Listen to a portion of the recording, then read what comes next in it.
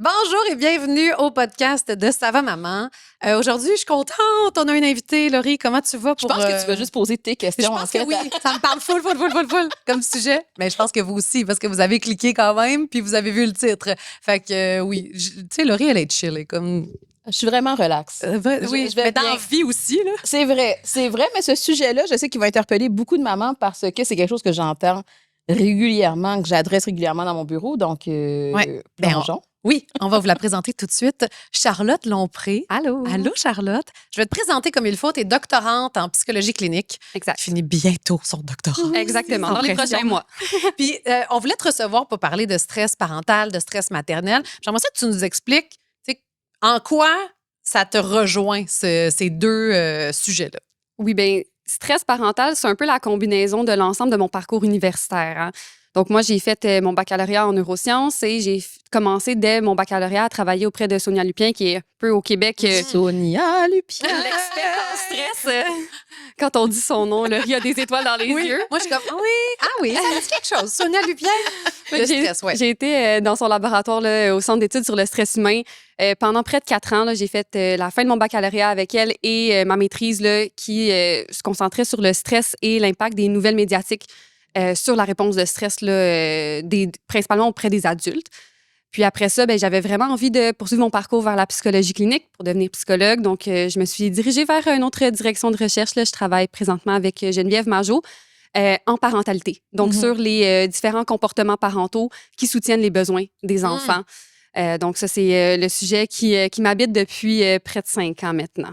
Fait que c'est justement le stress parental, c'est les Exact. deux. Puis tu sais, avant qu'on commence à enregistrer, on parlait de l'actualité aussi, à quel point ça peut être un agent stressant sur la parentalité. Tout à Là, quand il fait. arrive des nouvelles avec des enfants, moi, je suis comme, sont où mes enfants? Je veux aller les chercher. Qu'est-ce qui se passe? Tu sais, ça nous affecte beaucoup, là. Oui, parce que ça nous interpelle. Ouais. Ouais. Dans notre rôle aussi de parents, on est plus interpellés, plus connectés à ces nouvelles-là, par exemple, qu'une nouvelle qui se passerait dans une région très, très éloignée, qui serait peut-être pas médiatisée, ou du moins qu'on n'aurait pas un sentiment là, de connexion, de communauté avec les autres, l'autre nouvelle en tant que telle, là, ouais. par exemple. Là. Je ne sais pas si c'est quelque chose que nécessairement tu as étudié ou si tu as une réflexion là-dessus, mais tu sais, avec les réseaux sociaux, tu sais, moi, je sais, exemple, avant, je ramène quand on était plus jeune, tu sais, c'était un peu à travers les nouvelles à la télé, là, tu sais, Ouais. fait que, tu sais, à 6 heures, on écoutait ça, c'était un peu, tu sais, perturbant des fois. Mais c'est Mais après, il y avait une circonscrit dans fin. le temps. Exact. Tandis que là, non seulement sur les réseaux sociaux, c'est n'importe quand, à n'importe quel moment, Ouais. mais en plus, des fois, le contenu est plus cru. Tu sais, Il y a beaucoup plus d'images filmées en Oui. direct, tout ça. oui. Est-ce que ça a un effet, justement, sur le stress qu'on peut ressentir dans la parentalité, mais de façon générale, mettons? Moi, je ne l'ai pas étudié spécifiquement, mais dans mes recherches, dans la lecture que j'ai faite pour ma maîtrise, j'avais lu des études par rapport à l'attentat qu'il y avait eu à Boston, durant le marathon de Boston. Oui. Puis les gens, en fait, il y avait des gens qui avaient été exposés à la situation, qui étaient sur place, qui ont vécu l'événement traumatisant. Puis il y a des gens qui ont regardé beaucoup, beaucoup les nouvelles en continu. Tu sais, c'était les nouvelles qui étaient en continu Ouais. de cet événement-là. Mais les gens qui regardaient les nouvelles en continu vivaient parfois plus de stress Exact. que les gens qui avaient été exposés à la situation Wow. de par le fait qu'on demeure un peu dans la réponse de stress, hein, parce que la réponse de stress, c'est une réaction physiologique, c'est une Exact. réaction biologique de notre corps pour se préparer à faire face à une menace. Oui, Mais là, la menace, elle est devant nos yeux tout le temps parce qu'on la regarde. exact. Donc, notre corps continue de produire des hormones de stress dans ce contexte-là. Mais C'est tellement intéressant. parce que moi, quand je pensais à ma question, c'est, tu sais, quand toutes les guerres là, qu'il y a en ce moment et tout, quand on parle de parentalité, c'est que maintenant, on voit, puis il faut le faire pour sensibiliser la population à l'international. Oui, tout à fait. Mais littéralement, on voit des corps d'enfants, on voit des enfants qui pleurent dans les rues. Fait que, tu sais, ces images-là, c'est loin de moi, mais ça m'interpelle comme si, mon Dieu, c'est Ça peut être des images traumatisantes. Oui, là, tout à vraiment. fait. Fait que, tu sais, c'est là où est-ce que je me demande quel effet ça peut avoir sur notre parentalité quand on est exposé ou quand on s'expose avec les algorithmes en plus. Oui. Plus à un moment donné, je vois ce genre d'enfant-là qui souffre, qui est dans la souffrance, quel effet ça peut avoir sur nous, tu sais. Oui. Puis je pense qu'il y a quand même un juste milieu à avoir entre ne pas du tout s'informer Exact. Ouais. et un peu se mettre un peu en dessous d'une roche versus être constamment exposé à ces images-là, comme tu dis, par les algorithmes qui nous suggèrent et resuggèrent le même type de contenu. Ça peut devenir envahissant. Ouais. Ben oui, puis un peut amener à l'autre. Là. Tu peux être tellement envahi que tu fais du déni après puis que tu bloques tout aussi. Aussi. Puis que tu Oui, veux pas. tout à fait. Ouais. Ouais, Il y a plusieurs effectivement. façons de se protéger un peu d'une situation stressante ou de cette exposition-là au stress. Il y a un choix conscient aussi de dire que je pourrais fermer mon téléphone. Je pourrais dire que je regarde plein de vidéos de chat, puis là, mon algorithme, ça va être juste ça qui va me montrer. Fait que je vais utiliser les réseaux sociaux pour me divertir, pour que ce soit pas une source de stress, que ce soit une source même pour arrêter ma réponse de stress, hein, parce que ça va me faire rire, les vidéos de chat. C'est pour ça qu'on n'a pas le même algorithme. Exact. C'est vrai. Mais moi, il est très dans la psycho, puis des fois, c'est comme trop c'est comme passé. En tout cas, on va tout parler de ça dans l'angle de la parentalité aussi, parce que je trouve ça vraiment intéressant. Aujourd'hui, on veut comme aller avec qu'est-ce que le stress, les effets du stress, les pistes de solutions aussi. Mais je commencerai à la base parce que déjà, tu as donné une super bonne réponse en lien avec le stress puis ce qu'on ressent quand Qu'est-ce que c'est? Qu'est-ce que c'est, ouais. Fait que, de façon générale, là, qu'est-ce que le stress? Le stress, c'est une réponse biologique de notre corps. OK. Hein, notre cerveau, sa job principale dans la vie, c'est pas de remplir des paperasses d'impôts, remplir des documents, lire des bulletins de ses enfants. Sa job, c'est d'assurer notre survie. Oui, et non pas d'être heureux. Ça, C'est vrai, tout à fait. C'est vrai. C'est vraiment d'assurer notre survie. Donc, notre cerveau, c'est un super détecteur de menaces. Donc, lui, sa job, c'est de repérer des menaces dans notre environnement. Puis là, on a des personnes qui ont tendance à peut-être en percevoir davantage, des personnes qui en percevoir peut-être moins, mais il fait son travail de percevoir des menaces. Et quand on a une menace qui est détectée, qu'elle soit réelle ou non, notre corps produit une réponse de stress qui est une cascade de plein d'hormones qui finit par la production de cortisol. Le cortisol qui est la principale hormone de stress. OK. Puis ça, c'est-tu pour te mener à l'action, justement, de te protéger? Genre? 2 options. Fuir ou combattre. OK, mais ça, tu vois juste ça. Full bon. Oui. Parce que fuir ou combattre, puis sur les réseaux sociaux, à un moment donné, on a commencé à parler de 3 réactions. Fuir, combattre ou comme un peu faire le mort. Freeze. C'est freeze. Oui. Puis ça, tu sais, puis on peut même l'amener en fait au niveau de l'anxiété. Tu sais, comment est-ce qu'on arrive à comprendre la différence entre le stress et l'anxiété? Puis souvent, les gens vont voir que l'anxiété, c'est mauvais. Oui. Je suis pas mal certaine que tu vas me dire que ça ne l'est pas nécessairement, mais là, je te laisse répondre.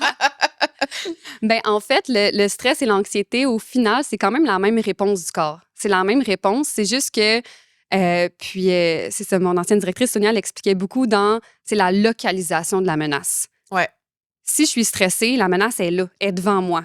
Le lion est dans ta face. Je suis debout, Exact. je fais mon exposé oral, ça me stresse, mettons. Mais l'anxiété, la menace, elle est anticipée, elle est dans sa tête.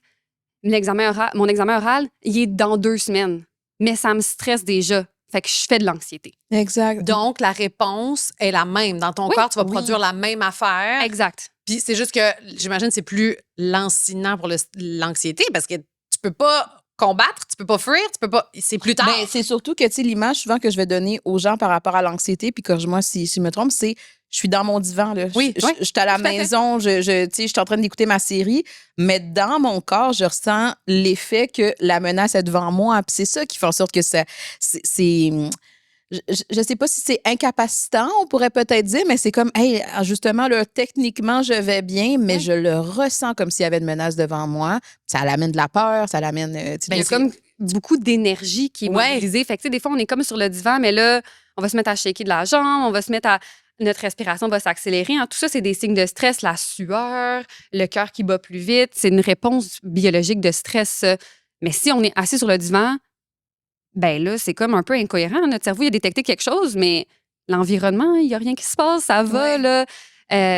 Donc, c'est sûr que quand on a une réponse de stress, ben, on a beaucoup, beaucoup d'énergie mobilisée. Puis c'est ça, un peu comme tu dis, des fois, ça peut être comme lancinant, mais c'est que si on ne fait rien avec cette réponse-là, ben, l'énergie va continuer de s'accumuler. Oui. C'est là que le stress s'accumule. Quand on dit que le stress s'accumule, c'est plus la réponse de stress qui s'accumule. Ouais. Le niveau de Ça a quel effet sur le corps?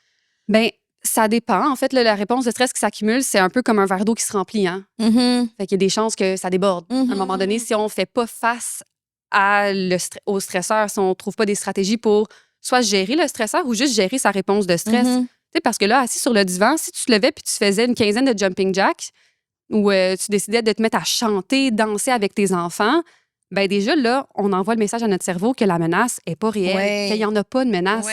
On danse, on joue, on chante, on crie. C'est comme si l'énergie accumulée est canalisée On la dépense. Ouais. C'est là la partie de apprendre à réguler un peu notre anxiété. Le but, c'est pas de ne pas la ressentir, c'est de savoir à quel moment je l'utilise parce que je suis vraiment face, exemple, c'est du stress, je suis vraiment face à une menace ou au contraire, je veux m'apprendre à moi-même qu'en ce moment, je vais bien, je veux essayer de canaliser cette anxiété-là. Mais là, moi, ça m'amène une question.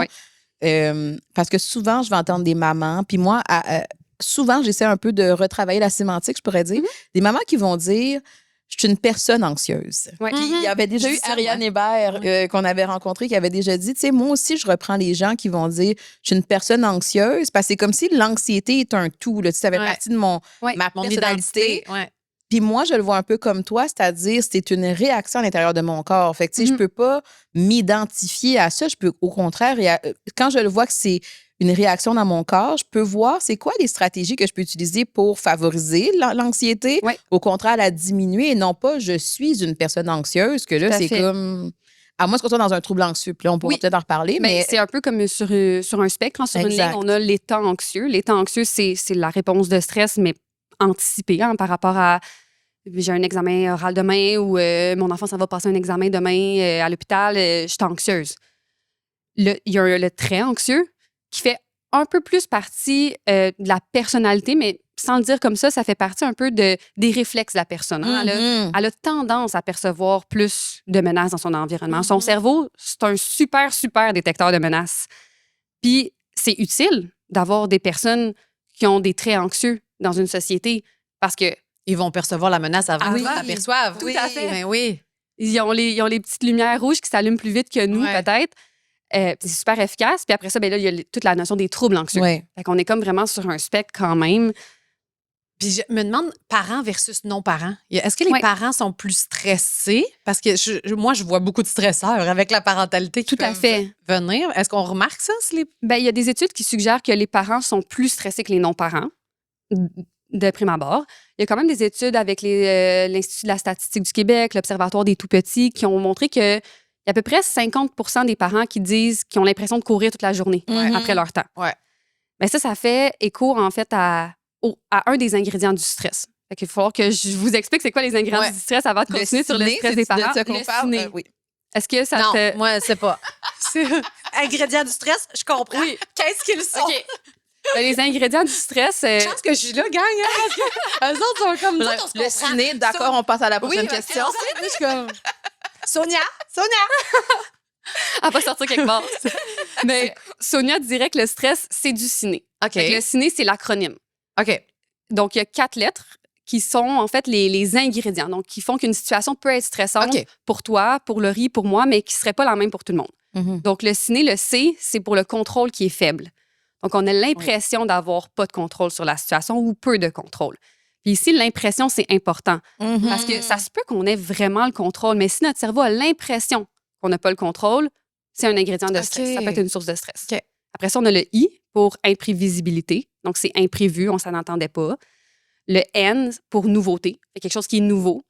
La première journée d'école de l'enfant, la rentrée à la garderie, l'accouchement, tu sais, si c'est ton premier enfant. Ce que tu viens de dire, ça fit avec la parentalité, là. Exact. Oui, tout. Puis le dernier, c'est le E, accent aigu, c'est pour égo menacé. Fait que son sentiment de compétence est mis à l'épreuve, on peut se sentir jugé. Mais c'est là la parentalité, exact. C'est là que la parentalité nous confronte souvent à toutes ces choses-là. Puis souvent, moi, je vais le dire aux mamans, c'est des éléments que vous n'aviez pas nécessairement à confronter avant. Tu sais, OK, parfait, je m'en vais à l'école, je m'en vais au travail, je me sens en contrôle, mon ego n'est pas menacé, parce que je me sens bon. Tu sais, c'est comme, c'est pas imprévisible parce que j'ai une routine. Et là, la parentalité arrive. Puis il frappe les 4. Ben là, on a un pied, main, bouche une journée. Je me sens moins comme un bon parent parce que, tu sais, c'est comme toutes les... Au début, c'est tellement nouveau, tu sais juste pas comment être un parent. Fait que tu as un sentiment de perte de contrôle, tu as un sentiment d'imprévisibilité parce que chaque nouvelle situation, c'est nouveau, tu sais, quand on parle de matrescence, là, de transition à la maternité, mais je pense qu'on en vit, on peut en vivre longtemps, là, du stress parental. Là. Oui, même si tu as plusieurs enfants, parce qu'il y a plus d'éléments aussi à jongler après dans un autre contexte. Là. Puis chaque affaire est une nouveauté aussi selon l'âge développplemental de ton enfant. Tout à fait. Je comprends. Un exemple, tu sais, une situation, on pourrait prendre une situation de, tu sais, j'ai une amie qui s'en va en avion avec son bébé. C'est la première fois qu'elle prend l'avion avec son bébé de quelques mois. on peut décortiquer le ciné. Ben oui. On peut trouver pas mal tous les ingrédients. Le contrôle faible, le bébé il se met à pleurer dans l'avion. T'as pas Tu sais l'impression pas que quoi tu as le contrôle, puis tu sais pas quoi faire. C'est imprévu, tu sais pas s'il va pleurer, s'il va bien, il va-tu dormir, il va-tu avoir mal aux oreilles, comment ça va se passer. C'est nouveau, là, c'est la première fois qu'elle le fait. Puis l'ego est menacé. Peut-être que là, le voisin en arrière... Exact. Tu sais, même, les gens sont généralement compréhensifs là, pour les bébés dans l'avion, mais il y a tout le temps il suffit d'une personne, d'un regard pour activer cette détection de menace-là puis que ton ego soit menacé. Ben oui, parce que là, tu te sens comme un mauvais parent qui n'est pas capable de. Puis, tu sais, c'est l'avion, mais c'est n'importe quoi en société, là, tu sais, avec tes enfants. Une crise à l'épicerie. C'est ça, je m'en dire, une crise à l'épicerie. Exactement. Mais on dirait que moi, la question que j'ai en ce moment, puis je sais pas si tu l'as donnée ou la réflexion là-dessus, mais est-ce qu'on voit que l'anxiété ou le stress parental est plus grand ou différent dans les sociétés occidentales comparativement dans d'autres types de Ah, c'est vraiment une bonne question. J'ai pas lu à ce sujet-là. La réflexion, là, c'est plus parce que je trouve qu'en plus, en Occident, dans notre façon de voir la parentalité, il y a tellement des exigences qui sont élevées. Donc, si on a l'impression que le parent il doit maîtriser au niveau de l'alimentation, au niveau du il faut que tu fasses ça, il faut que tu fasses ci, ben, tu sais, l'espèce d'ego menacé, ben, c'est sûr que je suis facilement confrontée au fait que je ne corresponds pas à la mère parfaite, je ne corresponds pas à la vision qu'on a de moi. Fait qu'en tout cas, ça serait à explorer peut-être. Mais tout à fait. Puis je pense que tu sais, Jessica, t'en avais parlé un petit peu tantôt, les médias sociaux, l'exposition aux nouvelles, pas juste les nouvelles, mais... Les experts. Les experts, les gens qui se disent aussi experts en parentalité. Tu sais, même si j'ai fait ma thèse sur la parentalité, je pense que je vais jamais me considérer experte en parentalité. J'ai des connaissances peut-être plus que d'autres personnes, puis je souhaite les transmettre. Tu sais, c'est pour ça que je participe avec vous aujourd'hui, mais il y a personne qui est...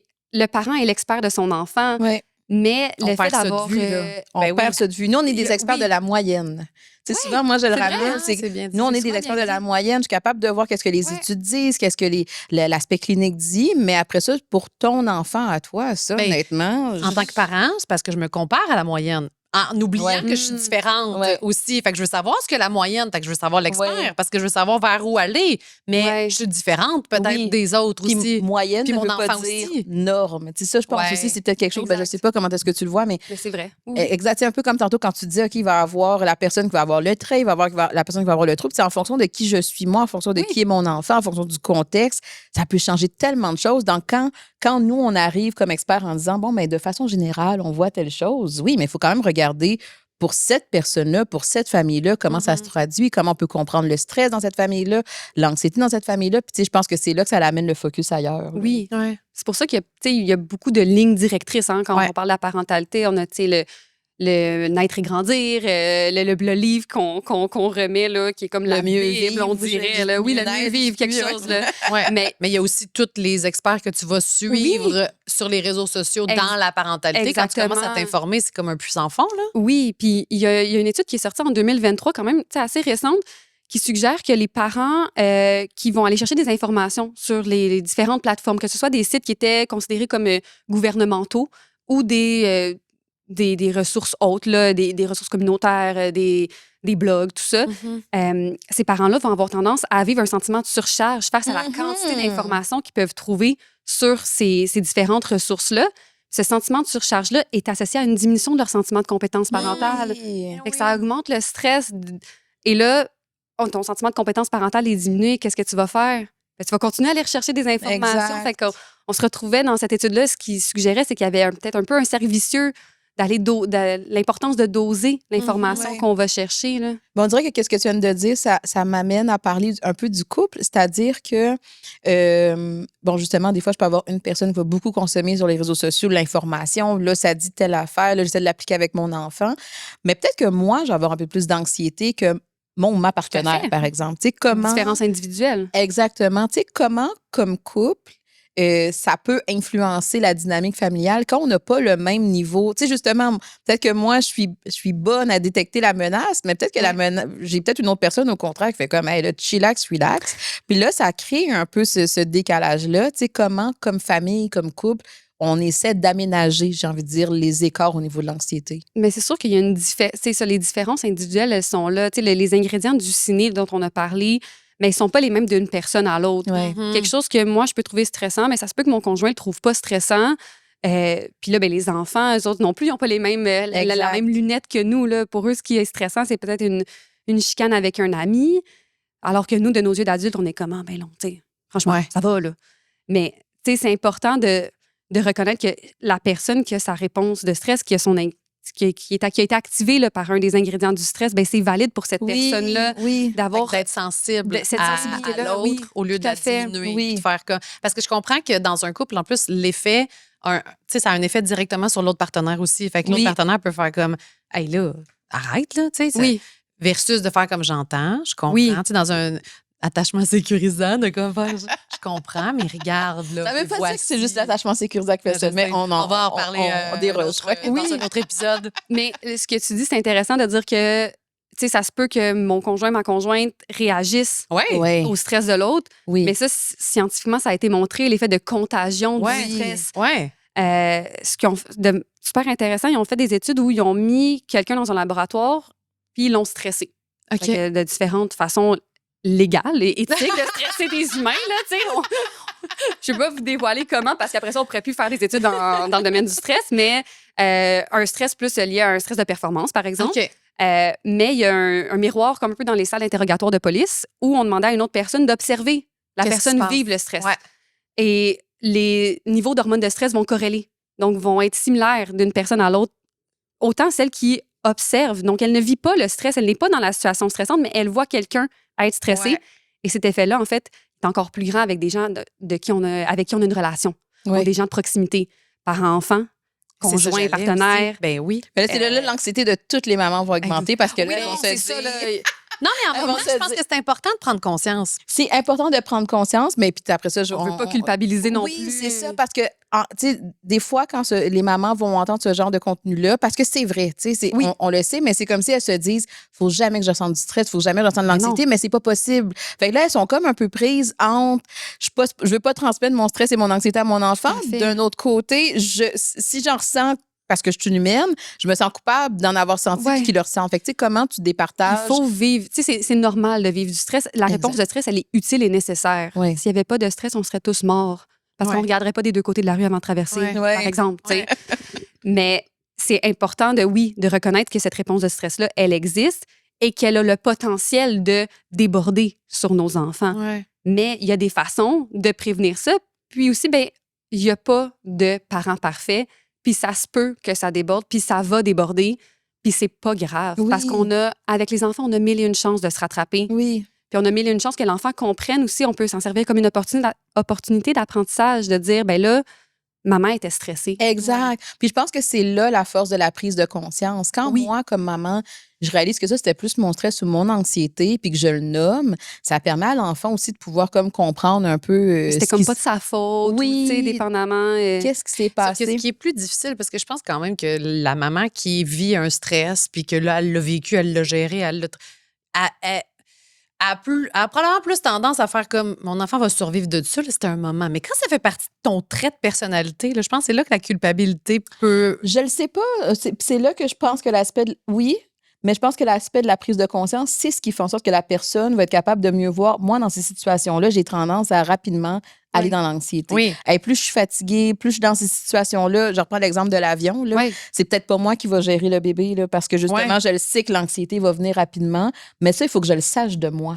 Oui, mais quand c'est la première... Mettre sur moi, là. Quand c'est la première affaire qui vient, tu sais, comme c'est ça qui arrive rapidement, c'est là que tu te sens coupable. Après, tu conscientises, c'est comme merde. Mais tu sais, c'est sûr que. Je me rends pas compte quand ça arrive. Exact. C'est plus fort que toi. Ça arrive plus vite que tu le voudrais. Fait que après, tu peux le rattraper, mais je me demande quand même, les débordements, ils ont quelles conséquences. Puis c'est sûr que je veux être sensibilisée à ça. Puis le travail est beaucoup plus profond à faire quand c'est ça qui sort rapidement. T'sais. Ça veut pas dire que qu'une réponse de stress que tu vas avoir va automatiquement déborder sur ton enfant. Tu peux être stressé puis ça l'affecte pas pantoute ton enfant dans ce moment-là. La mise en garde, en fait, je pense qu'on peut faire, c'est plus de quand les niveaux de stress, les stresseurs s'accumulent.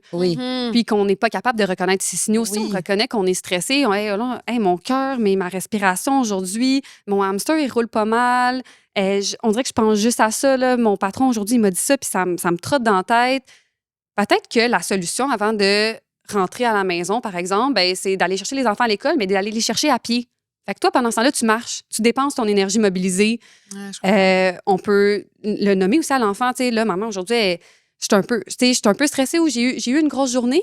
Je vais prendre 5 minutes, mais après, là, je vais être là avec toi. Puis là, le 5 minutes, on va courir autour du bloc, on va chanter dans notre auto, on va prendre une douche, on va travailler une respiration qui est plus profonde, qui va venir arrêter la réponse de stress. Donc, je pense que de reconnaître ces signaux, c'est super important. Oui. Puis ça va venir prévenir. Oui. Puis après ça se peut que ça déborde. Là. Tu sais, une situation typique, là, je m'en vais chercher mes enfants à la garderie, c'était une grosse journée au boulot. Là, je prends du trafic. Puis là, il faut vraiment que j'arrête de chercher du riz. Il me manque du riz à l'épicerie pour souper. Puis là, l'enfant, il fait la crise de bacon à l'épicerie. C'est trop. Ça se peut que là, c'est ça. La solution, ça aurait pu être il n'y aura pas de riz ce soir. Parce que d'aller à l'épicerie me demande trop. La fuite est une option. Tu sais, des fois, on dit on veut pas éviter. L'évitement, ça nourrit l'anxiété. Je veux apprendre à mon enfant que... Oui, mais en ce moment-là, tu n'es pas disponible pour ça. Là, Puis quand tu vis des moments plus difficiles aussi, d'être plus vigilant envers toi-même, justement, de faire comme... Oui, OK, je suis la maman d'habitude qui va cuisiner maison puis tout, mais là, je vis une situation difficile dans ma vie, il faut que je m'adapte, puis ça va être des croquettes, puis c'est pas grave. Oui. Mais je pense que la clé, c'est la reconnaissance que vous avez dit, parce que moi, pour avoir été dans une phase de vie, en fait, plus qu'une phase de vie, là, que le stress est omniprésent, à un moment donné, t'es habitué de vivre de même. Fait que tu le vois pas vraiment. Puis quand tu comprends... Tu sais, après ça, j'ai entré la méditation dans ma vie, le yoga. Puis là, après, puis le choix de l'entourage. Puis là, quand revient une situation de stress, je suis comme « Oh my God! Hey, je me rappelle que je me sentais comme ça tous les jours. Hey, là, OK, Mais quand tu le vis à tous les jours, tu ne sais pas nécessairement comment faire autrement. Mais je pense qu'il y a deux choses, parce que c'est vrai que des fois, en thérapie, la première étape qu'on va faire, c'est juste identifier-le dans ton corps. Parce que tantôt, tu disais, je m'en rends pas compte. Souvent, c'est pas tant que je m'en rends pas compte, c'est que je me suis habituée à ressentir ça sans me poser la question. Mais toi, c'est ma montre qui me le dit. Cette situation stressante. Faites une technique de respiration. Depuis que j'ai ce mot, juste de mais mettons que vous n'avez pas de montre, parce que l'humanité a survécu sans cette montre-là. Oui, mais il était peut-être stressé, l'humanité aussi. Mais tu sais, dans le sens où des fois, les gens se rendent pas compte, hey, j'ai les mains moites, j'ai une boule dans le ventre. On dirait que je commence à avoir la bouche pâteuse. Tu sais, on les a, les signes. C'est juste que des fois, on prend pas le temps de se connecter à ça. Puis où est-ce que je trouvais que c'était différent de ce que tu disais, c'est quand on est dans un stress chronique. Tu sais. Exact. Puis le stress chronique, des fois, là, je sais pas tout à fait à quoi tu référais, mais tu sais, souvent, à travers les études, on va parler de la pauvreté, par exemple, la violence conjugale, où est-ce que là, vraiment, mon système, là, mon corps est comme surchargé de stress, versus des fois, c'est je vis une épreuve qui fait en sorte que je me sens un peu déboussolée et tout ça, mais il y a quand même une fluctuation de mon stress et de mon anxiété dans la journée qui fait en sorte que mon corps a des pauses. Fait que je sais pas comment est-ce que toi, tu le... Oui, bien, c'est tout à fait vrai, puis on le définit souvent comme un stress qui est plus relatif. Qui dépend de chaque personne, de la personnalité des gens, de ce qui, moi, me stresse versus toi te stresse, versus des stresseurs qui sont plus objectifs, comme la pauvreté, les contextes de violence. Tu sais, même la séparation parentale peut être un stresseur important qui est plus objectif, qui manifestement, il y a plus de gens qui vont être ou presque affectés ou presque tous les gens vont réagir à ce stress-là versus, par exemple, tu sais, quelqu'un qui est, mettons, journaliste comme toi, qui est parler devant la caméra, ça te dérange jamais, ça te stresse pas. Puis quelqu'un qui n'est pas habitué, ben, peut être plus stressé. Ça, c'est plus relatif. Ça dépend de notre expérience. Oui, je comprends. Mais qu'est-ce que tu fais quand c'est tes enfants? Mettons, il y a des enfants qui sont avec un tempérament vraiment plus difficile. Puis là, ça ajoute une dose de stress. Il y a des mamans qui nous parlent de leurs enfants qui sont des fois avec une condition, avec un diagnostic ou avec... Puis ça rajoute une couche de stress supplémentaire. Puis tu veux... En plus, je sais pas, tu sais... C'est que le stress, il est à l'intérieur de toi. Puis là, tu as plusieurs enfants. Tu veux adapter ta réponse à chacun des enfants, mais là, ça t'ajoute une couche de stress. C'est dur, là. C'est sûr que c'est pas évident dans le sens que tout le monde, merci, Charlotte. Tout le monde fait de son mieux. Merci, Charlotte. Ben non, mais j'ai pas la prétention de dire qu'on a les solutions à tout non plus. Tu sais, je pense que ça se peut que ça arrive, c'est normal. Puis si ton enfant, ben il y a une maladie, ou tu as un enfant qui a un tempérament plus difficile, bien, au niveau scientifique, là, dans les échelles qui mesurent, les questionnaires qui mesurent le stress parental, ben, il y a des questions par rapport comme au tempérament de l'enfant. C'est plus stressant avoir un enfant qui a un tempérament plus difficile, qui est plus colérique, qui est plus difficile à apaiser, qu'un enfant qu'on dit, tu sais, c'est un bon petit bébé, mettons. Fait il y a des facteurs aussi de l'environnement qui sont pas juste dépendants de nous comme parents. Il y a des facteurs de l'enfant, puis il y a des facteurs plus sociétaux aussi là, qui contribuent. Là, donc, ça ne repose pas tout sur nos épaules non plus. Là. Non, puis tu sais, la parentalité est vécue différemment selon qui que t'es aussi. Là. Mais moi, la parentalité, et le couple que tu as. Exact. Puis ça m'a stressé. Fait que c'est comme, qu'est-ce qu'on fait dans ce temps-là? Tu es dans la situation. Puis je pense que la productivité aussi, là, je comprends là, qu'on se dit des moments plus stressants, mais j'ai des amis avec des grosses jobs, ils sont tout le temps stressés, ils sont tout le temps... Je comprends que tu as peut-être un petit moment dans ta journée, 5 minutes, dans ton auto, entre le point A et le point B, mais ils sont comme... À job, c'est super, j'ai des exigences super élevées. Après ça, je reviens, là, le cours de soccer, le cours de basket, là, je cours partout, tu sais... Mais je pense que c'est là que je m'en allais, c'est-à-dire que, tu sais, je peux pas changer le tempérament de mon enfant. Faut que tu t'adaptes. Oui, tu sais, après ça, il y a des choses qui vont quand même influencer et tout, mais le tempérament, je peux pas le changer. Mais s'il y a des choses que je peux changer dans mon environnement pour m'aider à avoir un peu plus de place pour encaisser le stress, l'anxiété, puis c'est là où est-ce que des fois, avec les mamans que je vais travailler, c'est que là, on veut tout garder. On veut la grosse job, on veut le cours de soccer, on veut le ci, on veut le ça, mais à un moment donné... Ça répond à différents besoins. Est-ce que c'est vraiment des besoins ou à un moment donné, on s'ajuste au fait qu'en ce moment, c'est une période qui est plus difficile, qui est plus stressante, qui me fait vivre plus d'anxiété. Donc, il faut que je me laisse un peu plus de place, un peu plus de ressources, de disponibilité. Puis ce nœud-là, il est bien difficile. J'aimerais ça que toutes les entreprises en ce moment t'écoutent. Dans le sens qu'eux autres, la place à le parent là, qui vit ça, là, c'est plus ou moins c'est la productivité. Puis Je suis d'accord, mais je pense aussi que nous, on a un choix individuel des fois de pouvoir se dire, là, en ce moment, où est-ce que je peux ralentir? J'ai besoin de ralentir pour me permettre de pouvoir... apprivoiser, apaiser mon stress, mon anxiété. Mais c'est une façon, toutes les stratégies que tu nommes en ce moment, c'est une façon pour augmenter notre sentiment de contrôle. Exact. On a l'impression là, que là, j'ai 5 minutes dans toute ma journée, dans l'auto, entre un déplacement, entre un cours de ci, un cours de ça, le travail, l'épicerie. Il n'y a pas beaucoup d'espace. Non. Ça prend de l'espace aussi, d'augmenter son sentiment de contrôle. C'est aussi, puis de manière générale, pour calmer le cerveau qui est stressé, là, c'est d'arriver à se faire des plans. Mais pas une liste là, super précise avec... Qui rajoute un stress. Là, de réfléchir à des solutions, des plans B, C, D, puis de trouver un plan qui est possible. Tu vas peut-être même pas le mettre en application, mais le fait d'avoir trouvé une solution qui est plausible puis qui pourrait marcher, notre cerveau, il vient de se calmer. Vraiment. Fait que ça, c'est une des stratégies. Mettons, une des pistes de solution, ce serait d'essayer d'avoir un sentiment de contrôle. Fait que tu as un plan. Si jamais il y en a un qui va... Mais ça, c'est si, mettons, c'est ton sentiment de contrôle qui est plus, qui est plus affecté. Je comprends. C'est pour là qu'il faut que la personne réfléchisse à qu'est-ce qui fonctionne pour moi. Exact. Parce qu'il va y avoir certaines personnes qui vont dire hey, moi, ça ne m'aide pas du tout, mon niveau d'anxiété, il reste élevé. Mais justement, je viens de commencer une nouvelle job, je suis dans une nouvelle relation, avec toute la nouveauté fait en sorte que mon niveau d'anxiété reste élevé. Puis c'est là que je trouve ça intéressant, c'est que des fois, je vais avoir des mamans dans mon bureau où est-ce que c'est la vie qui décide un peu de faire de la place pour elles. Littéralement, hier, il y en avait une que je rencontrais qui a perdu son emploi. Puis, tu sais, des fois, on pourrait avoir la réaction de faire comme tu sais, bon Dieu, tu dois être triste ou tu sais. Comment tu réagis par rapport à ça? On a été formés comme psychologue. Tu n'as pas dirigé la question. C'est triste. Non. Mais c'est là que ça a été intéressant parce que sa réponse, elle a été « Je suis soulagée ».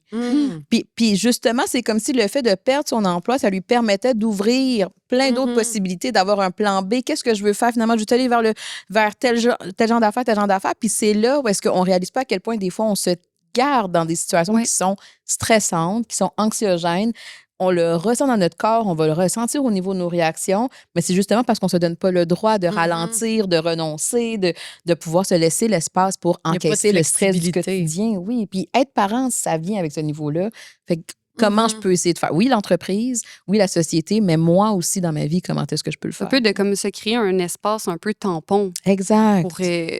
Pour répondre, dans le fond, aux exigences, mais aussi répondre à ses besoins à soi. Oui. D'arriver à jongler avec les deux. L'enfant, c'est un peu des fois lui, des fois, qui joue l'éponge, un peu l'éponge de stress, et l'enfant peut percevoir notre stress, mais nous, comme parents, on peut préserver notre enfant aussi de son stress à lui. Tu sais, quand l'enfant, son cerveau, il n'est pas encore tout à fait développé. Il n'a pas le cerveau assez mature pour arriver à réguler lui-même sa propre réponse de stress. Fait que nous, comme parents, on peut jouer un peu ce rôle-là d'effet tampon pour notre enfant. Ben Pour pas exact, que lui soit l'éponge, dans le fond. Oui, ben parce que, tu sais, si, je me permets de rebondir, c'est, tu sais, si mon enfant est stressé ou mon enfant vit de l'anxiété, mais que moi-même, je suis stressée puis je suis dans l'anxiété, je peux pas vraiment aller l'accompagner là-dedans. Fait que c'est là où est-ce que nos enfants qui ont moins les capacités de pouvoir vivre du stress et de l'anxiété, si moi, j'ai pas de tampon, j'ai pas de disponibilité, ben lui, il vient avec son stress, ça va juste me rajouter un autre. Et puis là, on vient. Mais si je suis un peu. Je reprends l'exemple des vacances. Souvent, moi, là, les parents qui vont en vacances, hey, on est parti une semaine dans un tout inclus, puis là, il n'y avait pas de bouffe, pas de ménage, puis tout ça. Et là, tout à coup, ben, les enfants, ils ont un peu plus de place pour faire des crises. Là, le dodo était un peu plus compliqué, mais tu sais, c'était pas grave, on n'était pas stressés. On avait comme le temps d'encaisser la situation. Puis peut-être qu'il y en a même moins parce que tu es moins stressé. Fait que là, la réponse. Je suis moins tendue. Je suis moins tendue, mes enfants sont moins tendus. Mais là, comment tu fais pour amener ça all year long? Tu sais, juste 2 semaines par année, tu sais? Ben, pas juste dans le sud, tu sais. Exact. Parce que là, tu as comme la vie. Tu sais, c'est comme à un moment donné, tu prends conscience. Puis je pense que c'est ça que. Tu sais, on veut jamais se rendre à un burn-out puis à des affaires de même, mais des fois, c'est ça qui te fait prendre conscience de à quel point on a une conférence sur l'anxiété parentale, puis on parle du burn-in. Tu sais, dans cette. Tu te brûles, mais tu le vois pas que tu le brûles parce que là, tu roules. Puis là, c'est une réponse à un moment donné qui fait comme, hey, là, ça suffit, tu m'as pas écouté. Fait que là, je vais puis là, ça te force à trouver des nouvelles façons de gérer ton stress. Oui, puis je sais pas comment tu le vois. Excuse-moi, je t'ai full coupé en plein milieu de ta phrase. Non. Ton niveau d'anxiété a augmenté. Ma montre me dit que... Mais parce que je pense que c'est là, quand je disais que les gens vont en voyage, c'est que je trouve que ça leur donne... Ou du moins, moi, j'utilise ça comme levier pour dire, c'est pas que vous êtes tout le temps stressé, vous êtes tout le temps anxieux. Il y a peut-être quelque chose dans l'environnement du quotidien qui est à réfléchir. Après, le choix que tu vas faire, je le sais pas. Mais peut-être que c'est juste, hey, le projet qui me tente vraiment beaucoup au travail, peut-être que je vais pas le prendre tout de suite. OK, pour vrai, là, la session prochaine, peut-être que la natation, là, on va le laisser tomber. Tu sais, il y a quelque chose à quelque part pour nous permettre de réaliser que quand il y a moins d'exigences aussi dans le quotidien, moi, ça me rend plus disponible. Ça semble jouer sur la relation avec mon enfant. Donc, c'est un win-win pour tout le monde. Bien, pour tout le monde.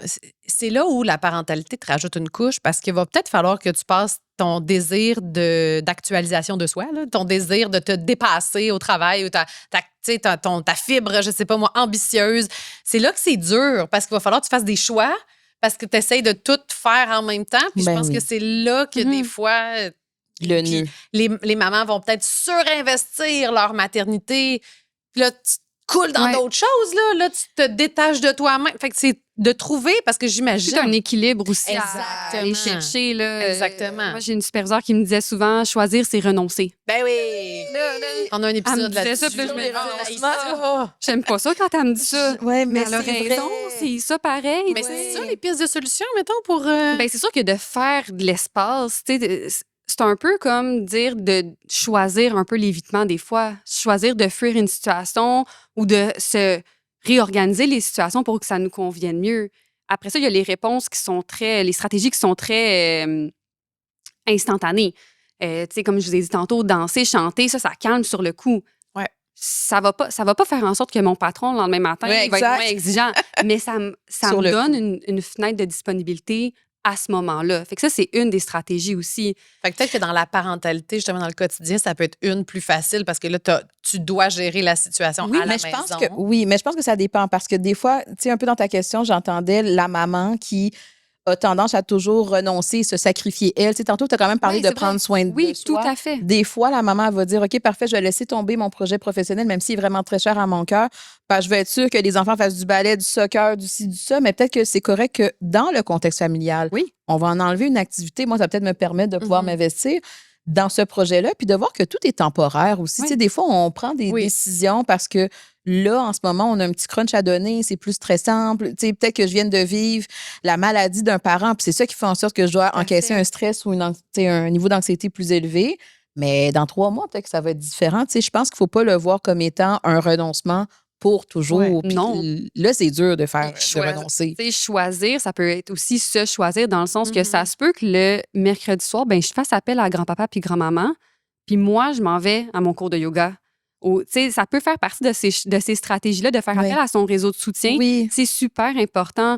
L'isolement, c'est aussi une source de stress. Oui. Donc, d'avoir son réseau de soutien, c'est vraiment aidant. Puis, il y avait un documentaire récemment sur les grands-parents que j'ai écouté à la télévision, puis qui parlait de l'importance que ces personnes-là souhaitent aussi avoir comme rôle auprès de leurs petits-enfants, puis qui peuvent venir donner un coup de main pour aider les parents, pas prendre leur place, mais de façon très organique. Ça peut s'organiser, de faire appel à son réseau de soutien. C'est aussi une façon de dire, j'ai besoin de temps, pour moi aussi. Puis ça peut être une super bonne stratégie d'aller une journée au spa aussi. Là. C'est pas à proscrire parce que le patron va être là. Oui, coûteux. C'est coûteux.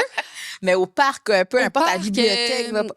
Se faire bronzer dans sa cour. Ça peut être des stratégies qui fonctionnent aussi. Mais à plus long terme, je pense que c'est un peu ça aussi ta question. C'est sûr que la stratégie d'aller identifier c'est quoi nos stresseurs comme récurrents peut-être, puis de voir quelle stratégie je peux mettre en place à plus long terme pour peut-être m'affirmer au travail, faire en sorte que je me sente moins débordée quand je reviens le soir. Est-ce que, je sais pas, moi, je fais de la meal prep la fin de semaine? Peu importe, il y a différentes stratégies à mettre en place, mais en même temps, il n'y en a pas une qui va marcher tout le temps. Parce qu'on évolue. Les stresseurs auxquels on est confronté évoluent aussi. Donc, il n'y a comme pas une stratégie universelle pour calmer le stress. Des fois, ils vont dire, on a mis, par exemple, des cours de yoga dans toutes les classes, dans les écoles. Mais ça fonctionne pas. Mais ça fonctionne pas pour tout le monde égal. Fait qu'on peut pas avoir la même stratégie tout le temps. Il faut quand même être flexible. C'est ça, c'est la flexibilité. Puis de se poser la question, qu'est-ce que en ce moment est plus important pour moi dans le choix que j'ai à faire? Parce que tu as des stresseurs que tu t'imposes, je pense, puis il y a des stresseurs qui te sont imposés. Puis c'est comment j'organise la vie autour de. Ça fait partie de la vie. Mais c'est tout le temps de checker, OK, en ce moment, qu'est-ce qui est plus important? Ma promotion au travail. Mais c'est parce qu'il y a le fear of missing out aussi. Là, qu'est-ce qui est plus important en ce moment? Est-ce que c'est ma situation au travail, puis cette affaire-là que j'ai vraiment envie parce que je me sens tellement Puis je dis au travail, mais ça peut être avec tes amis, ça peut être n'importe quoi, le voyage que tu veux faire absolument. La famille aussi, là, ça peut être un stress familial. Là. Oui, puis après ça, de faire, OK, mais je choisis quoi? Qu'est-ce qui est plus important en ce moment?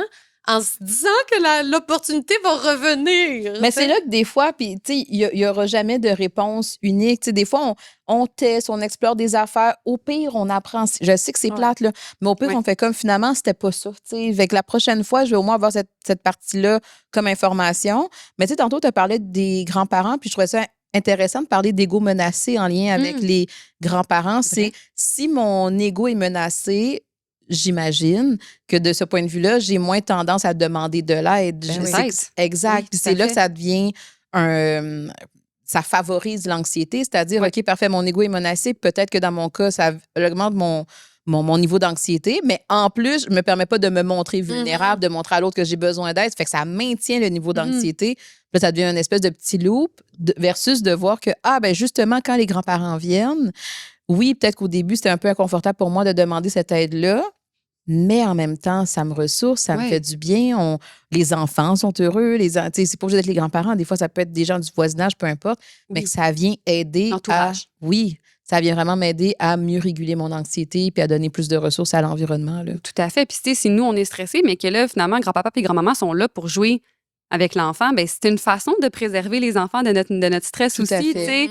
On leur rend aussi service en plus, ils passent un bon moment avec voisins, amis, grand-papa, grand-maman, mais on vient préserver peut-être le verre d'eau déborde là, de cette situation-là. Ouais. Fait que l'entourage, la flexibilité, ça fait partie des solutions. Reconnaître dans son corps. Dans son ça, c'est la première étape. Se faire des plans. Faire des plans. Trouver des stratégies. On appelle ça comme déconstruire nos stresseurs puis les reconstruire. Fait que se refaire des plans.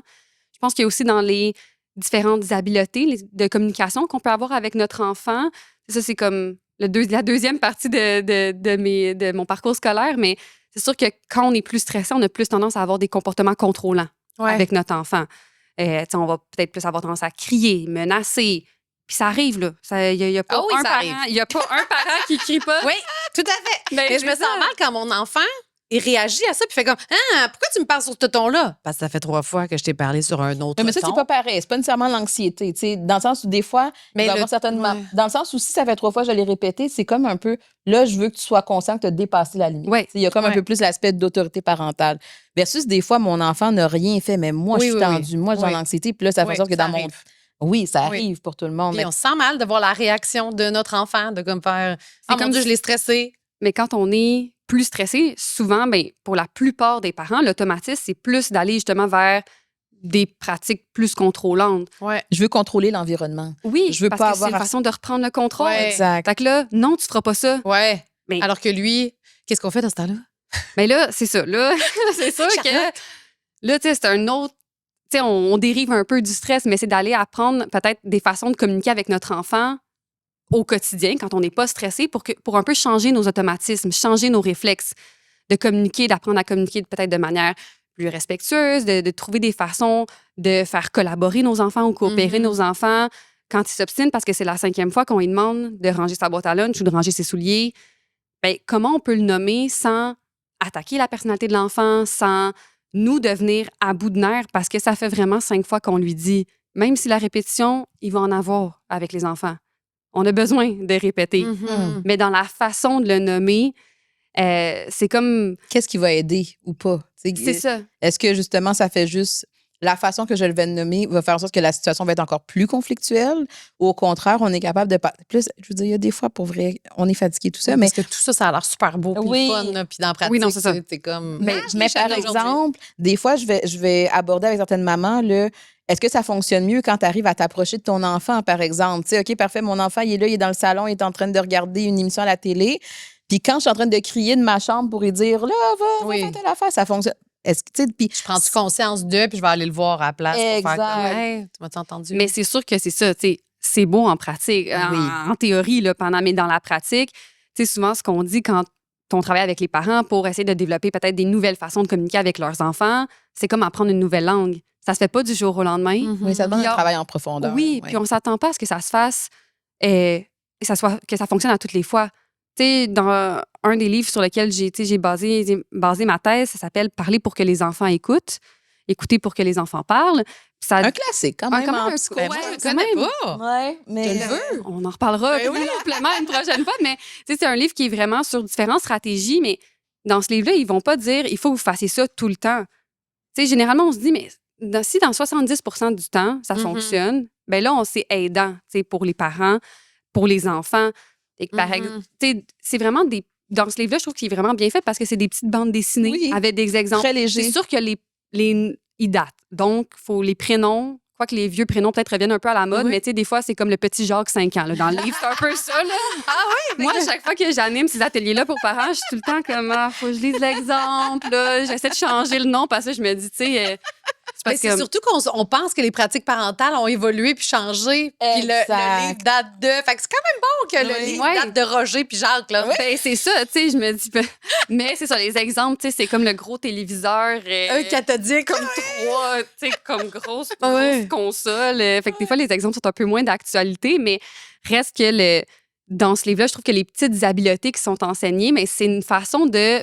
Puis c'est sûr que quand on est stressé, c'est moins notre réflexe de le faire. Exact. Mais d'apprendre à communiquer avec son enfant via ces habiletés-là qui sont soutenantes aux besoins, donc qui n'attaquent pas la personnalité de l'enfant, qui favorisent son sentiment de compétence, son sentiment d'autonomie, Ton estime. son estime de lui. Elle a fait un épisode là-dessus, Charlotte. Faut dire. Ouais, Il va falloir que je revienne. Mais t'es on dirait tellement que bonne. Oui, vraiment. Tu vulgarises Vraiment. bien. En tout cas, Sonia t'a donné, là, genre, tout son savoir, sa personne. Je te regardais, puis j'étais comme, she's good. J'ai vraiment fait que... C'est vraiment gentil. Est-ce qu'on peut te suivre quelque part, d'ailleurs? Est-ce que tu vulgarises sur les plateformes? Parce qu'ils n'en ont pas assez, tu comprends? Ben, c'est ça, Ça s'en vient. Ben, c'est dans mes projets futurs, Oui, parce là, que actuellement, t'as ça, d'autres, je me concentre à terminer ma thèse et mes stages cliniques, mais éventuellement, c'est une branche que j'aimerais continuer de déployer, d'informer, tu sais, les parents, là, moi, je travaille en milieu scolaire présentement, fait que tu sais, on n'en a pas beaucoup parlé aujourd'hui, mais le stress des enseignants sur la classe, c'est aussi un phénomène tellement intéressant. Tellement dans le contexte actuel, dans le système de l'éducation. Là. Mais c'est un peu, tu sais, c'est le même principe dans le sens que dans un contexte de hiérarchie, hein, donc un parent, c'est l'autorité sur son enfant, un prof, c'est l'autorité sur l'élève. Ça peut exister aussi en coach athlète, Ouais. patron, employé. Donc, toutes ces relations-là, la façon de communiquer aussi entre ces différentes dyades-là, ça peut être des stratégies Tellement. aussi. Parce que c'est le contrôle puis la vulnérabilité. Tu sais, l'enfant, je le vois aussi comme il est vulnérable. Fait que si tu recherches du contrôle dans ta vie, essaie pas d'aller le chercher avec lui. Tu sais, c'est d'être sensible à ça aussi, là, de pas. Oui. Puis l'enfant, on veut pas l'exposer trop. Bien, on veut pas. Malheureusement, des fois, puis c'est tout à fait normal. Là. Justifié. Oui, des Comme fois, un stress il va normalisé. vivre à différents stress. L'enfant, quand il rentre à sa Exact. première journée d'école, il est stressé. Oui, c'est Exact, normal qu'il soit exact. stressé. On veut, exact.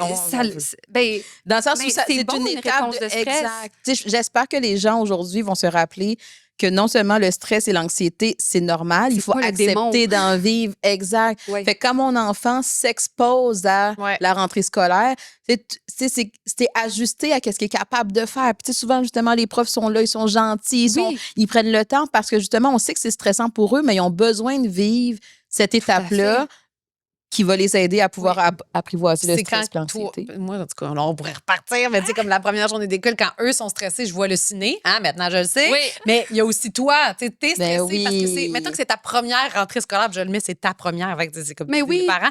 Versus aujourd'hui, que c'est la 4e. Ben exact. Bien différent, là. Ben mais tu sais, oui. je me Ben, sens c'est quand même tout à fait coupable normal. de ne pas avoir été la maman chill, tu vas voir, tu sais, pour l'accompagner lui, pour fixer dans son stress à lui versus le mien. Tu sais. Ben, tu sais, là, on repartira pas, mais c'est comme si je trouve que, parce que tu as beaucoup nommé culpabilité aujourd'hui, Ouais. puis je pense qu'il faut un peu regarder dès que je ressens du stress ou de l'anxiété, je me sens coupable de.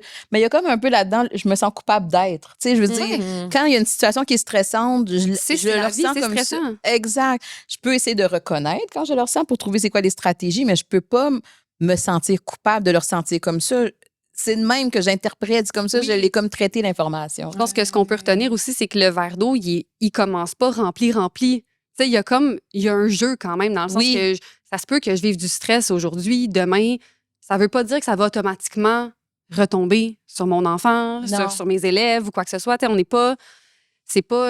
C'est pas C'est pas comme ça automatique, irait, là. là. C'est Non, ça. c'est ça. Puis les enfants, ils ont des ressources aussi. Tu sais, on a quand même plusieurs stratégies. On a évolué avec le stress, Oui. hein, donc on. Oui. Puis aujourd'hui, il y a confiance à l'humain quand même un peu. il y a beaucoup de livres là, pour les enfants aussi, là, le Tout à docteur fait. des émotions avec la gestion du stress puis tout ça. Fait qu'il y en a Plein quand de même belles beaucoup, ressources. là. Exact. J'espère que l'épisode aura eu l'effet d'apaisement. J'espère que notre podcast fait ça en même temps, de comme Peut-être, c'est vrai. diminuer un petit peu votre niveau de stress. Charlotte, merci Ben, ça me tellement fait grand d'être venue plaisir. aujourd'hui. Ouais, Merci Charlotte beaucoup. Lompré, pas pour l'instant le contenu, mais ça s'en vient parce que Éventuellement. tu es tellement de bonne vulgarisatrice. Vraiment. Ben, merci Ça beaucoup. serait Ça me vraiment fait le fun plaisir de d'être parler de ici avec vous. communication. Bonne fin de doctorat aussi. Merci. Fait que, c'est toute Merci. une étape. Bravo. Oui. Merci d'être venue. Merci à vous. À bientôt tout le monde. Bye!